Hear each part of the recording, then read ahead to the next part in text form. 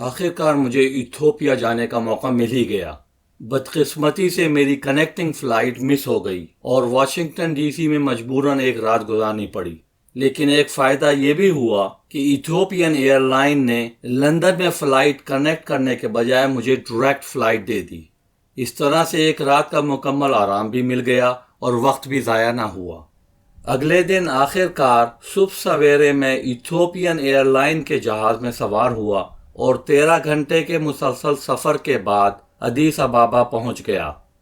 سفر بے حد خوشگوار تھا لیکن بہت ہی تھکا دینے والا ثابت ہوا۔ چونکہ میرے پاس زیادہ چھٹیاں نہ تھیں اور بہت ساری جگہیں بھی دیکھنی تھیں، تھکن کی پرواہ کیے بغیر فوراً ہی برابر کے ڈومیسٹک ٹرمینل چلا گیا اور ایکسوم کی پہلی فلائٹ کا ٹکٹ خرید لیا۔ ادیس ابابا ایک بین الاقوامی ہوائی اڈہ ہے۔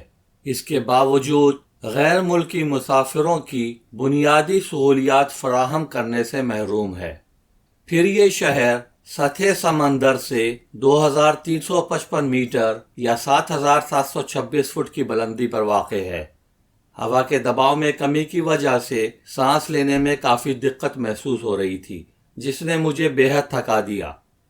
یہاں پر ایک گزارش ضرور کروں گا۔ اس ویڈیو کی خاطر مجھے اپنی تمام تر ویڈیو سے کہیں زیادہ پریشانیاں اٹھانی پڑیں، لیکن اللہ تعالیٰ نے کامیاب کیا۔ اگر یہ ویڈیو آپ کو پسند آئے تو اپنے دوستوں سے شیئر ضرور کیجیے گا اور ان کو درخواست بھی کیجیے گا کہ اپنے دوستوں سے شیئر کریں۔ بے حد شکریہ۔ آخر کار میں شام ہونے تک ایکسوم کے شہر میں اپنے ہوٹل پہنچ ہی گیا۔ یہ شہر بھی سطح سمندر سے 2131 میٹر یا تقریباً 7000 فٹ بلندی پر واقع ہے، اور یہاں بھی ہوا کا دباؤ بے حد کم ہے۔ اس وجہ سے باہر نہ جانے کا فیصلہ کیا اور مکمل آرام کرنے کی کوشش کی۔ نجاش کے شہر کا سفر ایکسوم سے تقریباً 4 گھنٹے کا ہے اور بے حد خطرناک ہے۔ یہ شہر پڑوسی ملک اریٹریا کی سرحد سے صرف 30 میل یا 50 کلومیٹر کے فاصلے پر واقع ہے۔ نجاشی بادشاہ کا اصلی نام ارما تھا اور سن 614 عیسوی سے سن 631 عیسوی کے دورانیے میں ایکسوم کی سلطنت کا بادشاہ تھا۔ سن 100 عیسوی سے سن 940 عیسوی تک یعنی تقریباً 750 سال تک کے عرصے میں یہ مملکت موجودہ دور کے ملک اریٹریا اور ایتھوپیا کو ملا کر ایک بے حد طاقتور سلطنت اور تجارت کا اہم مرکز ہوا کرتی تھی۔ یہ لوگ معاشی طور پر بے حد خوشحال اور اس دور کی سائنس اور ٹیکنالوجی میں بے حد ترقی یافتہ ہوا کرتے تھے۔ جب تک کہ آپ لوگ ایکسوم سے حبشہ کا یہ خطرناک پیچ و تاب کرتی ہوئی سڑکیں اور یہاں کی سینری سے لطف اندوز ہوں، میں آپ کو کچھ تاریخی پس منظر بتاتا چلوں۔ یہ سن 610 عیسوی کا واقعہ ہے، جب رسول اللہ صلی اللہ علیہ وآلہ وسلم نے پہلی بار شہر مکہ کے چند گنے چنے لوگوں کو خفیہ طور پر اسلام کی دعوت دی۔ اگلے 3 سالوں تک رسول اکرم نے تبلیغ اسلام کا سلسلہ صرف انہی لوگوں تک محدود رکھا جن کو آپ نے دماغی طور پر اس کا اہل سمجھا۔ اسی دورانیے میں مقامی لوگوں کو، خاص طور پر شہر مکہ کے سب سے طاقتور قبیلے قریش کو آپ صلی اللہ علیہ وآلہ وسلم کی تبلیغ کی سنگن ہو گئی۔ جب بھی وہ آپ صلی اللہ علیہ وآلہ وسلم سے کسی گلی یا سڑک پر دوچار ہوتے تو وہ آپ پر فقرے کسا کرتے اور کہا کرتے کہ یہ عبد المطلب کا پوتا لوگوں کو جنت کی طرف بلایا کرتا ہے۔ لیکن چونکہ آپ صلی اللہ علیہ وآلہ وسلم نے اعلانیہ تبلیغ شروع نہیں کی تھی، اس لیے قبیلہ قریش کو اسلام کے بارے میں کچھ زیادہ پتہ نہ تھا، اور اہل مکہ آپ صلی اللہ علیہ وآلہ وسلم سے زیادہ سختی سے پیش نہیں آیا کرتے تھے۔ اسی دورانیے میں کچھ گنے چنے لوگ دائرہ اسلام میں داخل ہو گئے۔ پھر ایک نو مسلم ارقام نامی شخص نے اپنا گھر تبلیغ کے لیے پیش کیا، اور وہاں سے ہی آپ صلی اللہ علیہ وآلہ وسلم نے خفیہ تبلیغ کا سلسلہ شروع کر دیا۔ یہ گھر کوہ صفا کے دامن میں واقع ہے، اور حالانکہ آج موجود نہیں ہے، لیکن میں نے اصل جگہ کی اپنی مدینہ منورہ کی دستاویزی فلم میں نشاندہی کر دی ہے۔ یہ سن 613 عیسوی کا زمانہ تھا جبکہ آپ کی نبوت کے اعلان کو 3 سال گزر چکے تھے۔ آپ صلی اللہ علیہ وآلہ وسلم نے دارالارقام سے ہی کھلی تبلیغ کا سلسلہ شروع کیا اور لوگ یہاں پر آپ کا پیغام سننے اور عبادت کرنے کی غرض سے جمع ہونے شروع ہو گئے۔ اس کے نتیجے میں کچھ نوجوان افراد تو مسلمان ہو گئے، لیکن عمر رسیدہ افراد بتوں کی پوجا کرنے اور کٹر عقیدوں پر ایمان لانے کی وجہ سے مسلمان نہیں ہوئے۔ چونکہ تبلیغ کا سلسلہ عام ہونا شروع ہو گیا تھا، اس لیے اہل مکہ آپ کے جانی دشمن ہو گئے، لیکن اس کے ساتھ ساتھ اسلام قبول کرنے والوں کی تعداد میں کچھ اضافہ بھی ہو گیا۔ سن 615 عیسوی میں یعنی اعلان نبوت کے 5 سال کے بعد مشرکین مکہ کا رسول اللہ صلی اللہ علیہ وآلہ وسلم اور گنتی کے چند مسلمانوں کے ساتھ کشیدگی اتنی بڑھی کہ جان کے لالے پڑ گئے۔ یہی وہ وقت تھا جبکہ رسول اللہ نے ان لوگوں کو اپنی جان بچانے کی خاطر ابیسینا ہجرت کرنے کی صلاح دی۔ ابیسینا کا علاقہ آج کل ایتھوپیا کا یہی علاقہ ہے جو آپ دیکھ رہے ہیں۔ یہاں کا بادشاہ نجاشی انصاف پسندی اور خدا ترسی کے حوالے سے مشہور تھا۔ رسول اللہ کے مشورے پر عمل کرتے ہوئے 11 مرد اور 4 عورتوں نے رات کی تاریکی میں ساحل کا رخ کیا۔ قسمت اچھی تھی، صبح سویرے ایک بحری جہاز بھی مل گیا جس نے ان لوگوں کو بحر احمر کے اس پار موجودہ ملک سوڈان کے ساحل تک پہنچا دیا۔ کفاران اہل مکہ ان لوگوں کا پیچھا کرتے ہوئے جب تک ساحل تک پہنچے ان کا بحری جہاز جا چکا تھا اور وہ لوگ نامراد لوٹ آئے۔ موجودہ ملک سوڈان کے ساحل سے ان 15 افراد نے ابیسینا کا مشکل سفر شروع کر دیا۔ ان افراد میں حضرت عثمان رضی اللہ تعالی عنہ، بی بی رقیہ رضی اللہ تعالی عنہا اور رسول اللہ کے کزن زبیر بن عوام رضی اللہ تعالی عنہ بھی شامل تھے۔ اس گروہ کے لیڈر رسول اللہ صلی اللہ علیہ وآلہ وسلم کے ایک خاص صحابی حضرت عثمان بن مظعون رضی اللہ تعالی تھے۔ یہ افراد 1200 کلومیٹر کا سفر طے کرتے ہوئے بالآخر نگاش پہنچ ہی گئے۔ یہ اسلام کی تاریخ کی پہلی ہجرت تھی۔ نجاشی بادشاہ نے ان تارکین وطن کا خیر مقدم کیا، ان کو رہنے کی جگہ دی اور ان کو اسلامی رسومات پر رہنے کی ہر طرح کی آزادی دی۔ ہجرت کے 1 سال کے بعد ان مہاجرین کو ایک جھوٹی خبر ملی کہ اہل مکہ نے اسلام قبول کر لیا ہے۔ اب ان لوگوں کی دیار غیر میں رہنے کی کوئی وجہ نہ رہی اور یہ افراد مکہ واپس آ گئے۔ مکہ پہنچتے ہی یہ پتہ چلا کہ نہ صرف یہ ایک افواہ تھی بلکہ اہل مکہ کی دشمنی خطرناک حد تک بڑھ چکی تھی۔ اس وجہ سے ان لوگوں کو دوبارہ نجاش کی طرف ہجرت کرنی پڑی۔ بہرحال کئی اور مسلمان ان کے ساتھ ہو لیے۔ چھوٹی چھوٹی ٹولیوں میں 83 مرد اور 18 عورتیں نجاش کی طرف ہجرت کر گئیں۔ رسول اللہ صلی اللہ علیہ وآلہ وسلم کے حکم کی تعمیل کرتے ہوئے حضرت علی علیہ السلام کے بڑے بھائی حضرت جعفر طیار ابن ابی طالب اس گروپ کے لیڈر قرار دیے گئے تھے۔ واضح رہے کہ حضرت جعفر طیار ابن ابو طالب جنگ موطا میں کفار سے جنگ کرتے ہوئے شہید ہوئے تھے۔ یہ واقعہ جنگ موطا کی جگہ اور ان کی قبر مبارک آپ میری اردن کی دستاویزی فلم میں دیکھ سکتے ہیں۔ بہرحال حضرت جعفر طیار قبیلہ بنو ہاشم کے واحد فرد تھے جنہوں نے نجاش کی طرف ہجرت کی۔ قبیلے کے باقی افراد مکے ہی میں رہ گئے۔ یہ اسلام کی تاریخ کی دوسری ہجرت تھی جو کہ اعلان نبوت کے 6 سال کے بعد سن 616 عیسوی میں پیش آئی۔ نجاشی بادشاہ نے دوبارہ ان افراد کا خیر مقدم کیا، ان لوگوں کو رہنے کی جگہ دی اور اپنے مذہب پر عمل کرنے کی بھرپور آزادی دی۔ مسلمانوں کی ابیسینا ہجرت کرنے پر قریش مکہ کو بے حد تشویش لاحق ہو گئی، کیونکہ اس سے مسلمانوں کو تقویت بھی مل سکتی تھی، ان کی تعداد میں بھی اضافہ ہو سکتا تھا، ان کے ساتھ دینے والوں میں بھی اضافہ ہو سکتا تھا، اور کسی دن یہ لوگ مکے واپس آ کر قریش مکہ کو للکار بھی سکتے تھے۔ اس تشویش کے پیش نظر ان لوگوں نے عمرو بن عاص کی سربراہی میں نجاشی بادشاہ کے دربار میں ایک وفد بھیجا اور ساتھ ہی میں بادشاہ اور درباریوں کے لیے مہنگے تحفے تحائف بھی بھیجے۔ اس وفد نے نجاشی بادشاہ کو اپنا مدعا سنایا کہ یہ مسلمان دراصل کچھ نوجوان مجرمین ہیں جو کہ قانون سے بچ کر بھاگ گئے ہیں، اور ان کی واپسی کی درخواست کی تاکہ ان لوگوں کو واپس لے جا کر قانون کے مطابق سزا دی جا سکے۔ بادشاہ نے جواب دیا کہ وہ اس وقت تک کچھ فیصلہ کرنے سے قاصر ہے جب تک کہ ان مہاجرین کی بات نہ سن لے۔ نجاشی بادشاہ نے مہاجرین کے سردار حضرت جعفر ابن ابی طالب کو اپنے دربار میں طلبی کا حکم صادر کیا۔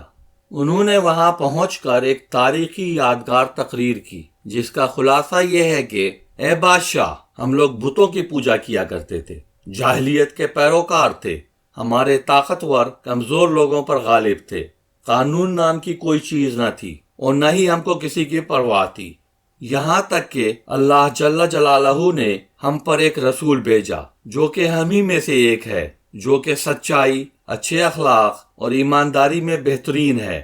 اس نے ہم کو ایک اللہ کی عبادت کرنا سکھائی، بتوں کی پوجا سے روکا۔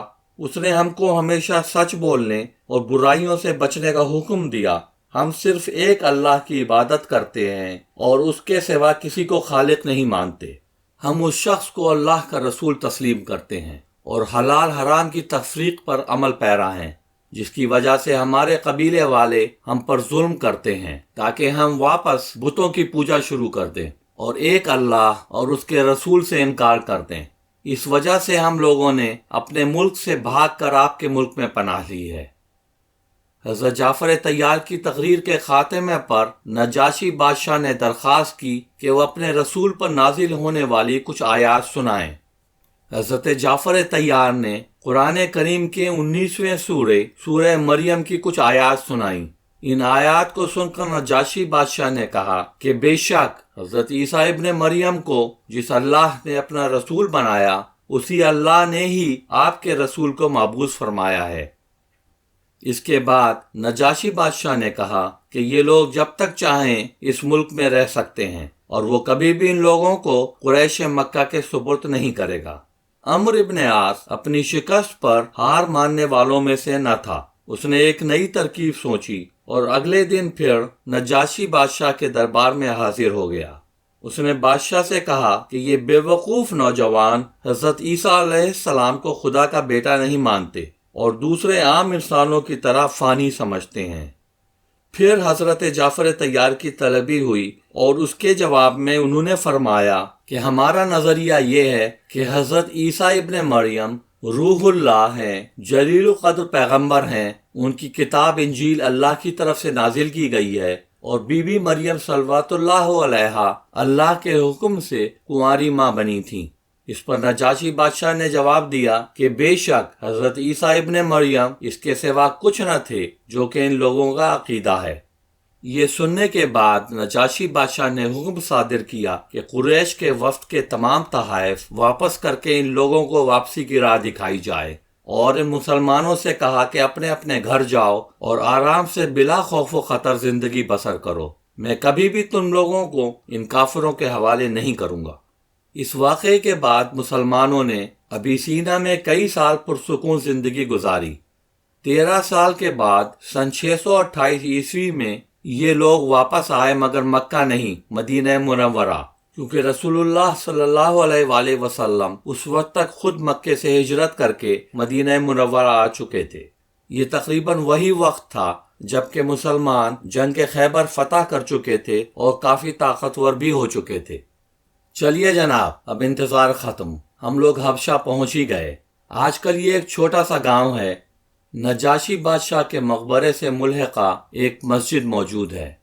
حال ہی میں ان عمارات کی بحالی کا کام ترکی کی حکومت نے شروع کر دیا ہے۔ اس کے علاوہ ایک بڑا باورچی خانہ بھی زیر تعمیر ہے جو کہ مہمانوں کی ضروریات پورا کرے گا۔ اس کے علاوہ ایک کثیر المقصد ہال بھی زیر تعمیر ہے جو کہ 500 افراد کے لیے کافی ہوگا۔ اس کے علاوہ پانی کے ٹینک بھی بنائے جا رہے ہیں جس میں 3 مختلف مقامات پر 6 لاکھ لیٹر پانی کا ذخیرہ ہوگا۔ یہ تعمیری کام گزشتہ 3 سالوں سے جاری ہے اور مسجد اور مزار کی آرائش میں استعمال شدہ سنگ مرمر، کھڑکیاں اور دروازے عثمانی طرز تعمیر کی بھرپور عکاسی کرتے ہیں۔